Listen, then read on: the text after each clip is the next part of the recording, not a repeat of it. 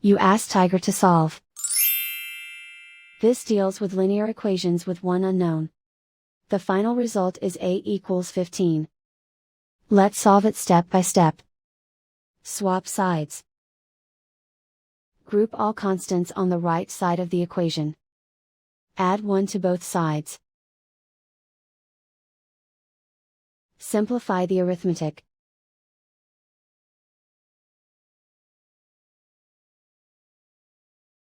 Isolate the A. Multiply both sides by 3. Group like terms.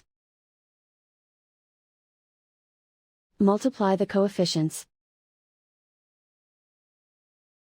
Simplify the fraction. Simplify the arithmetic. And so the final result is A equals 15.